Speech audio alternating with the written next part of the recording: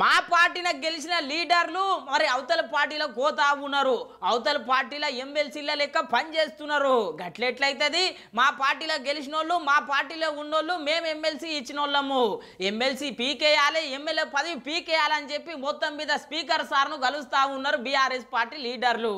ఓసారి చూద్దాం పండి.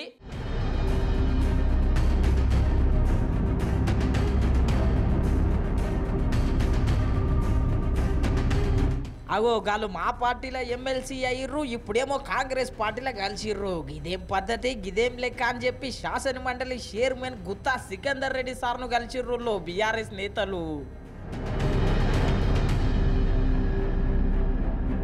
కలుసులు ఒకటే కాదు, ఎమ్మెల్సీలకెళ్ళి ఎంబడే కిందికి దింపాలని చెప్పి ఆధారాలు నింపిగో గిట్ల పిటిషన్ కూడా ఇచ్చిండ్రు. సుశీర్ గదుల్లో ఎమ్మెల్సీల కథ ఇట్లుంటే మొన్న పాడి కౌశిక్ రెడ్డి సార్ కూడా పార్టీలో గెలిచిండు, మా కేసీఆర్ సార్ బొమ్మతోని ముందుకు నడిచిండు. ఇప్పుడేమో ఆఖరికి వస్తే కాంగ్రెస్ పార్టీలో కలిసిండు. గిదేం పద్ధతి, గిదేం లెక్క, ఎంబడే ఎమ్మెల్యే పదవికి వెళ్ళి దింపాలని చెప్పి స్పీకర్ సార్కు కంప్లైంట్ ఇచ్చిండు పాడి కౌశిక్ రెడ్డి సారు.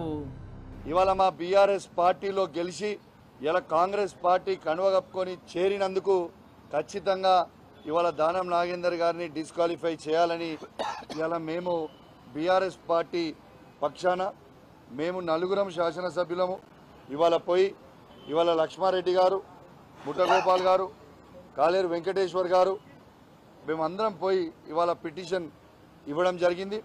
స్పీకర్ గారు కూడా ఖచ్చితంగా చూసి మేము యాక్షన్ తీసుకుంటామని చెప్పడం జరిగిందని చెప్పి కూడా ఈ సందర్భంగా మీకు తెలియజేస్తా ఉన్నాను. సుశీర్ గదుల్లో ఇట్లా వీళ్ళేమో పార్టీలో కలుసుడు, బీఆర్ఎస్ లీడర్లేమో పదవిలకెళ్ళి దింపు మానుడు. రాజకీయం భలే నడుస్తున్నది పో అనుకుంటున్నారు ఈ ముచ్చట ఎరుకైనోళ్ళు.